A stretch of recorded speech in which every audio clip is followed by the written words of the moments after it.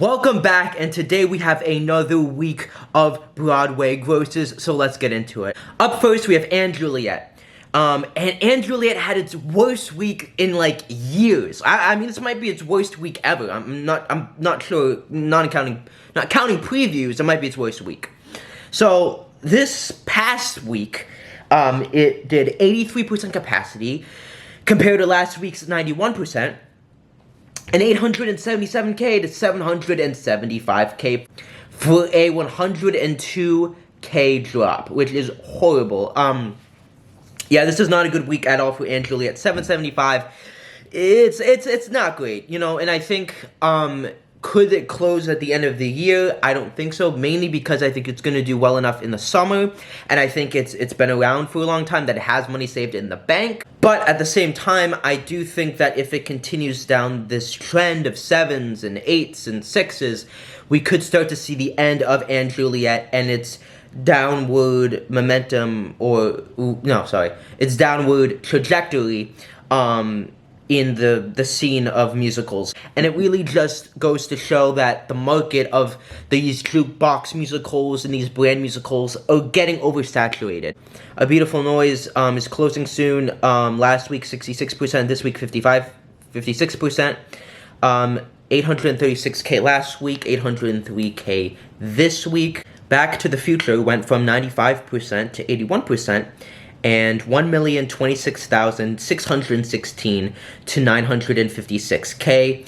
Now, obviously, again, I think Back to the Future is going to be here for many years, but I think at the same time, if it continues to do these lackluster numbers, it could close by the end of the year, even though I think it's going to do good enough in the summer, and it did well enough last summer and in the winter season that I think it will survive. But you know what? I think the same thing is happening with Juliet and Back to the Future. As you're seeing these bigger brand shows start to fall off quicker than they used to. You know, you had shows like, Waitress is a great example of a show that started off with amazing numbers, and then in its second year and its third year, they started to fall and they needed stunt casting.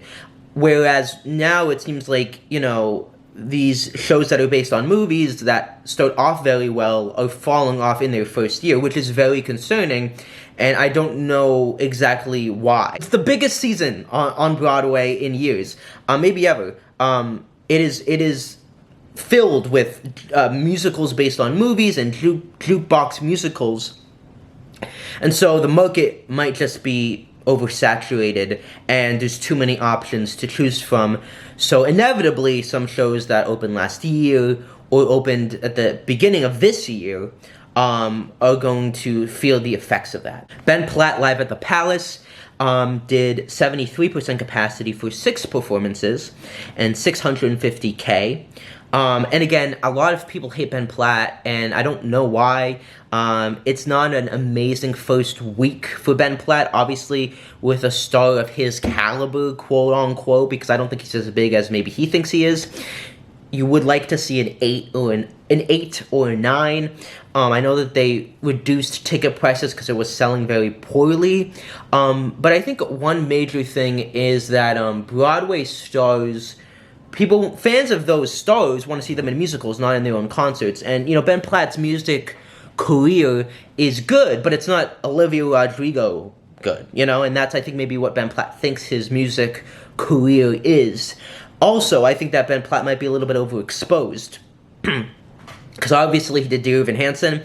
He left the musical theater scene for like 6 years. Then he came back with Parade, and that kind of made his reputation better after the whole Dear Evan Hansen movie debacle. And people loved him in that, and it sold very well. Purely, I think a good chunk of it was because it's a cult musical and people wanted to see it, regardless of who was Leo and who was his wife, Michaela Diamond. But I think at the same time, Ben Platt did move ticket sales, and and now is not the time for him to continue to stay, because then it's like, oh, Ben Platt's here again. Like, it's not this special thing. Like, Hugh Jackman in The Music Man was a big special thing, because Hugh hadn't done a musical in years. So I think that with these bigger stars like Josh Gad, Andrew Reynolds to an extent, even though he's pretty consistent, Ben Platt, Hugh Jackman. You need to have a couple of years in between projects, especially in New York City, so that you can build up that momentum, you can build up that hype that I want to see Ben Platt and Hugh Jackman. It's been so long, you know? So I think that might be something that he might want to consider, and that he should take a couple of years off, even though I don't want that. Cabaret did amazing, going from 99.96 to 99.19, and 1,721,760 to 1,864,257. Hadestown went from 100% to 97%, and 918K to 828K, so a pretty solid week for Hadestown. Hamilton went from 100% to 97%, and 1,804,220 to 1,881,810. Hell's Kitchen continues to dominate at the box office, playing to sold out 100% capacity, and 1,554,417 last week, and this week's 1,560,251. And again, that show is done so much better than I think anyone would have anticipated. Illinois went from 87% to 82%, and 720K to 702K. So again, it's just getting by. It's doing decent. It's, again, doing better than most prestige Best Musical front runners. But I do think that the reason why Illinois maybe isn't catching on is, one, again, because it is such a crowded season, so some shows, new and old, are going to be casualties. And obviously, it is a show that not everyone is going to like. It is commercial, but also not commercial at the same time, if that makes sense. I also think that their marketing has been kind of lacking. I know they're going on the Colbert Show, so hopefully that helps. And I even said to myself, if they perform like a couple of numbers, people will buy tickets. I believe in that, you know, especially if they do Jacksonville or Chicago or the opening number. Like, they will get people because the dancing is so impressive, and that will get people in the door. Another thing that I don't like is that obviously they think they're going to win Best Musical, right? And I've noticed with Best Musical front runners that the marketing focuses on the reviews and on the prestige of it, and that's simply not enough. I think before COVID, that was enough. But after COVID, you need to let people know what it's about. You need to give them substance. You need to give them clips. You need to give them not this mysterious, like, one poster. You know, that did work with Hamilton, with Dear Evan Hansen, with Band's Visit, you know? But now, at post-COVID, that just isn't working. That strategy, I've just noticed, isn't working. And so I think if the Illinois team had the marketing of Gatsby, for example, I think they would be selling a lot better. Especially because Suzanne Stevens has such a dedicated core fan base. It is a niche fan base. It can't sell out the way, you know, Cabaret sells out, or the way Hell's Kitchen or Alicia Keys can, because while it's a famous album, it is still it's still incredible, it's still a very niche album, and you will have like 60% audience members that know what it is, and 60% will not know anything, and 40% will be fans. So I think that's something that the creative team, not the creative team, but the marketing team needs to take note of. Merrily sold out, going from 1,612,607 to 1,148,603, and that's because Daniel Radcliffe was out, but still pretty good. Moulin Rouge went from 98% to 93%, and 1,112,591 to 960K, which is horrible. This is not good for Moulin Rouge at all. If it continues down this trajectory, I could see it closing. Obviously, the stunt casting was a clear indicator that they were in need of saving, because otherwise, I think this number of 960 would have happened back in like March or February without Boy George. Now, it's made a lot of money, so I don't think it's going to close like that. But again, you are seeing the slow decline of Moulin Rouge, and more importantly, you're starting to see the truth, and that this show needs stunt casting, and that's an indicator that a musical is kind of losing steam and is coming towards the end of its conclusion. Now, again, I think it is such a big property and it's made so much money, and they will get stars that I do suspect this will not close anytime soon, but if they don't get big stars and they just let it happen and they can't make $1 million+ over the summer, that's going to be very concerning. So definitely something to keep an eye out on. 6 went from 91% to 89%, and 878K to 811K. Stuffs went from 95% to 90%, and 758K to 759K.